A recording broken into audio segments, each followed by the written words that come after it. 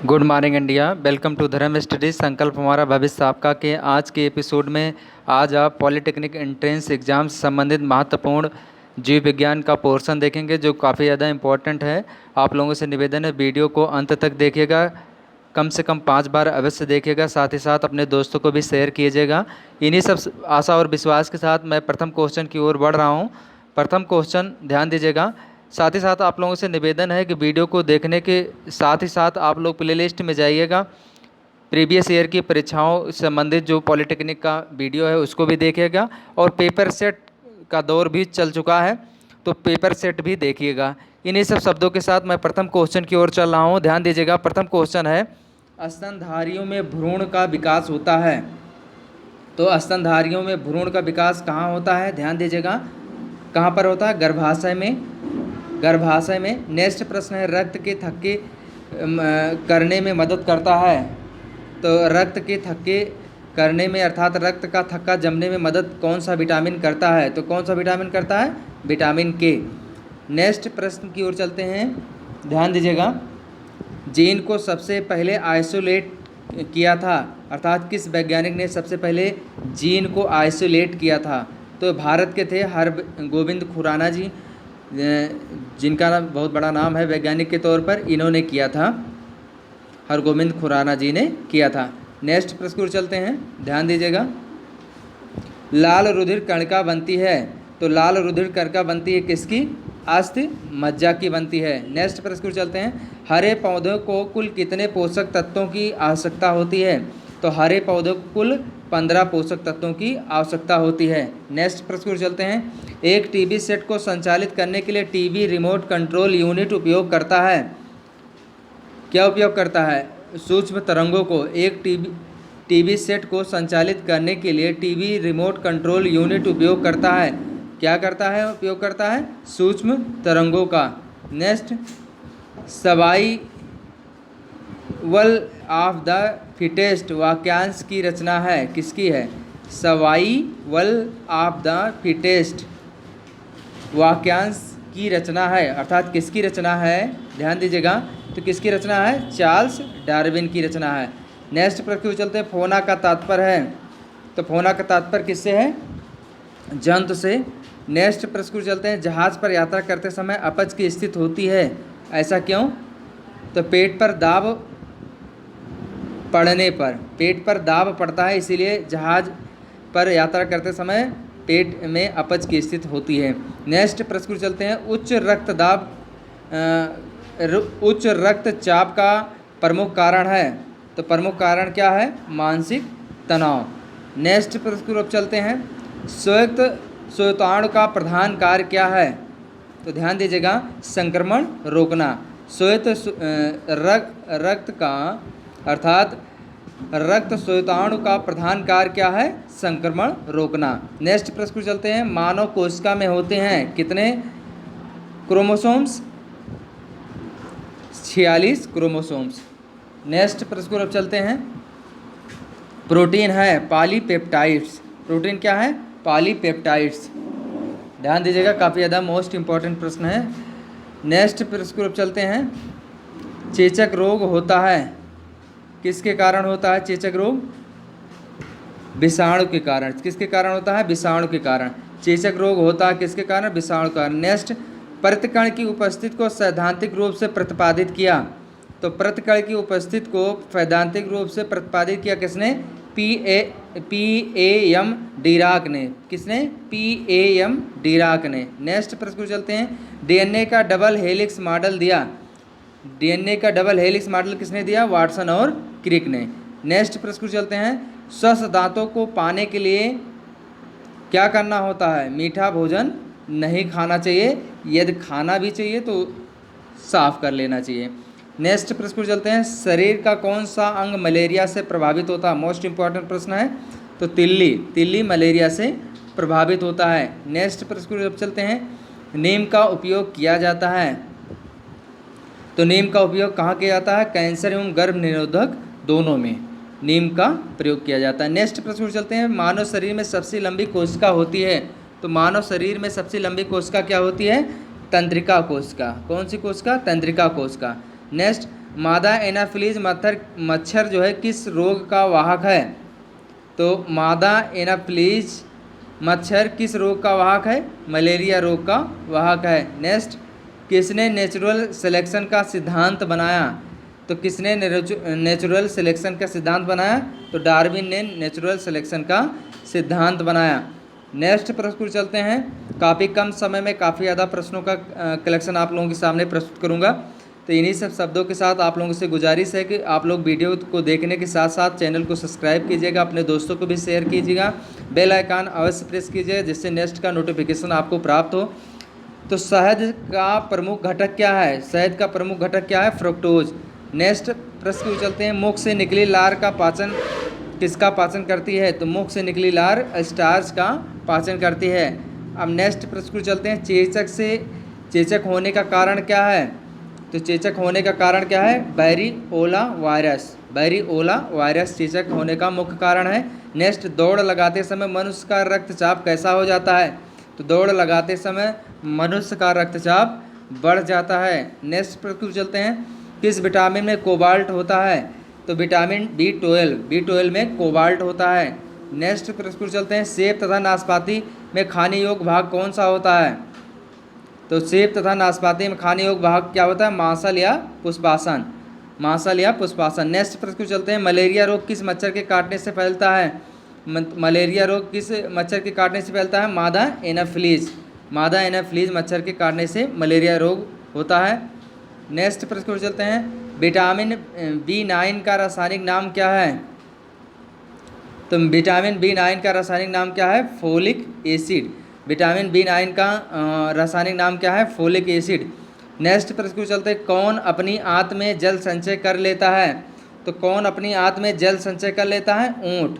ऊँट अपनी आंत में जल संचय कर लेता है। नेक्स्ट, लिटमस अम्ल क्षार सूचक प्राप्त होता है? तो लिटमस अम्ल क्षार सूचक प्राप्त होता है किसमें? लाइकेन से। नेक्स्ट प्रश्न को चलते हैं। सिरा में किस प्रकार का रक्त प्रवाहित होता है? तो सिरा में किस प्रकार का रक्त प्रवाहित होता है? अशुद्ध रक्त प्रवाहित होता है। नेक्स्ट, कौन सी ग्रंथ अश्रु स्रावित करती है? तो कौन सी ग्रंथ अश्रु स्रावित करती है? लैक्रिमल ग्रंथ इसका नाम है, ध्यान दीजिएगा। ये ग्रंथ जो है अश्रु स्रावित करती है, अर्थात नाइट्रस ऑक्साइड, जैसा जानते हैं नाइट्रस ऑक्साइड से ये आंसू गैस का सूत्र है नाइट्रस ऑक्साइड। इसका भी जान लीजिए, काफ़ी कई बार पूछा है। NO2 नाइट्रस ऑक्साइड, या क्या इसे अश्रु गैस के नाम से भी जाना जाता है। नेक्स्ट, पोलियो वायरस शरीर में प्रवेश कर जाता है दूषित भोजन एवं जल से। दूषित भोजन एवं जल से पोलियो वायरस शरीर में प्रवेश कर जाता है। नेक्स्ट प्रश्न को चलते हैं। सर्वग्राही रक्त समूह है? तो सर्वग्राही रक्त समूह क्या है? AB। नेक्स्ट, किस रक्त समूह में एंटीबॉडी उपस्थित नहीं होता है? तो AB में एंटीबॉडी उपस्थित नहीं होता है। नेक्स्ट, श्वेत रुधिर कणिकाएं का कार्य है? तो श्वेत रुधिर कणिकाएं का कार्य क्या है? शरीर को रोगों के संक्रमण से बचाना। नेक्स्ट प्रश्न को चलते हैं। लाल रुधिर कणिकाएं का मुख्य कार्य क्या है? तो लाल रुधिर कणिकाएं का मुख्य कार्य क्या है? शरीर की प्रत्येक कोशिका में ऑक्सीजन पहुंचाना और कार्बन डाइऑक्साइड को वापस लाना। नेक्स्ट प्रश्न को चलते हैं। यदि पिता का रक्त समूह O तथा माता का रक्त समूह AB है तो संतानों में संभावित रक्त समूह होंगे AB दोनों। यदि पिता का रक्त समूह O तथा माता का रक्त समूह AB है तो संतानों में संभावित रक्त समूह होंगे क्या? AB दोनों। नेक्स्ट, AB रुधिर वर्ग वाले व्यक्ति को किस रुधिर वर्ग का रक्त दिया जाता है? तो कोई भी रुधिर वर्ग का रक्त दिया जा सकता है। AB रुधिर वर्ग वाले को किसी भी प्रकार का रक्त दिया जा सकता है, रुधिर रक्त दिया जा सकता है। नेक्स्ट, रक्त को वाहिनियों में जमने में रोकता है? कौन सा रोकता है? क्या रोकता है? ध्यान दीजिएगा। रक्त को वाहिनियों में जमने से रोकता है, कौन रोकता है? हाइपेरिन रोकता है। नेक्स्ट, कौन सा सहजीवी नाइट्रोजन यौगिकीकरण जीवाणु है? तो कौन सा सहजीवी नाइट्रोजन यौगिकीकरण जीवाणु है? तो राइजोबियम। नेक्स्ट, कैप्सूल का आवरण किसका बना होता है? तो कैप्सूल का आवरण किसका बना होता है? स्टार्च का बना होता है। नेक्स्ट, नाड़ी दर कहाँ से मापा जाता है? तो नाड़ी दर कहाँ से मापा जाता है? ध्यान दीजिएगा, धमनी से। नेक्स्ट, साइनो कोबालमिन क्या है? साइनो कोबालमिन क्या है? तो B12 क्या है? Cyano cobalamin. नेक्स्ट, दांतों तथा हड्डियों में पाए जाने वाला तत्व कौन सा है? कैल्शियम व फास्फोरस। कैल्शियम और फास्फोरस दांतों तथा हड्डियों में पाए जाने वाला तत्व है। नेक्स्ट प्रश्न को चलते हैं, कंकाल का मुख्य कार्य क्या है? तो कंकाल का मुख्य कार्य क्या है? शरीर को निश्चित आकार प्रदान करना। नेक्स्ट प्रश्न को चलते हैं, मिनीमाटा रोग का क्या कारण है? तो मिनीमाटा रोग का प्रमुख कारण क्या है? पारा, अर्थात पारा के कारण मिनीमाटा रोग होता है। नेक्स्ट, रेत मक्खी किस रोग का वाहक है? तो काला ज्वर। काला ज्वर इसका नाम है, काला ज्वर। रेत मक्खी किस रोग का कारण है? काला ज्वर। नेक्स्ट, डेंगू बुखार में किसकी कमी होती है? प्लेटलेट्स की कमी होती है। नेक्स्ट, पौधों में भोज्य पदार्थों का स्थानांतरण किसके माध्यम से होता है? तो पौधों में भोज्य पदार्थों का स्थानांतरण किसके माध्यम से होता है? फ्लोएम के माध्यम से होता है। किसके माध्यम? फ्लोएम के माध्यम से होता है। नेक्स्ट, हृदय से शरीर के विभिन्न अंगों एवं ऊतकों में रक्त पहुंचाने का कार्य करती है धमनी। हृदय से शरीर के विभिन्न अंगों एवं ऊतकों में रक्त पहुंचाने का कार्य क्या करती है? धमनी करती है। नेक्स्ट, कौन सा हार्मोन्स लड़ो और उड़ो हार्मोन्स कहलाता है? तो लड़ो और उड़ो हार्मोन्स कौन सा कहलाता है? एड्रीनेलिन। नेक्स्ट प्रश्न चलते हैं, बायोलॉजी के लिए स्पेशल क्लास है। सभी प्रकार के जितने भी पार्ट होते हैं, जितने भी ग्रुप होते हैं बायोलॉजी संबंधी पॉलिटेक्निक के, सभी में ये प्रश्न पूछे जाने की प्रबल उम्मीद है। नेक्स्ट प्रश्न चलते हैं, आकार्मिक पोषक तत्व कौन से हैं? तो आकार्मिक पोषक तत्व कौन से हैं? जल एवं खनिज। नेक्स्ट, सर्वदाता समूह अर्थात रक्त समूह कौन सा है? ओ। किस रक्त समूह में एंटीजन उपस्थित नहीं होता है? तो रक्त समूह ओ में एंटीजन नहीं उपस्थित होता है। नेक्स्ट प्रश्न चलते हैं, एंटीबॉडी पाए जाते हैं किस में पाए जाते हैं? ध्यान दीजिएगा, प्लाज्मा में एंटीबॉडी पाए जाते हैं। नेक्स्ट, रोगी अवस्था में WBC की संख्या पर क्या प्रभाव पड़ता है? तो रोगी अवस्था में WBC की संख्या पर क्या प्रभाव पड़ता है? संख्या अधिक हो जाती है। नेक्स्ट, रक्त प्लाज्मा में जल की प्रतिशतता होती है 90%, लगभग 90% रक्त प्लाज्मा में जल की परसेंटेज होता है। नेक्स्ट, रुधिर स्कंदन में मदद करने वाला विटामिन है?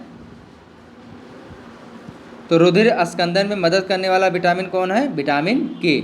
रुधिर स्कंदन में मदद करने वाला विटामिन है। नेक्स्ट प्रश्न चलते हैं, मानव शरीर का pH मान होता है 7.5। मानव शरीर का pH मान होता है। नेक्स्ट, रक्त को जमने में सहायक प्रोटीन है? तो रक्त को जमने में सहायक प्रोटीन का नाम क्या है? फाइब्रोजन तथा पोथ्राबिन।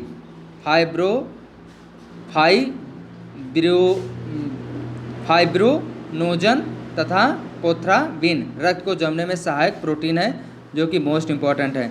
आपने काफ़ी कम समय में 63 क्वेश्चनों का कलेक्शन देखा। आशा करते हैं ये सभी प्रश्न आप लोगों के लिए काफ़ी मददगार होंगे।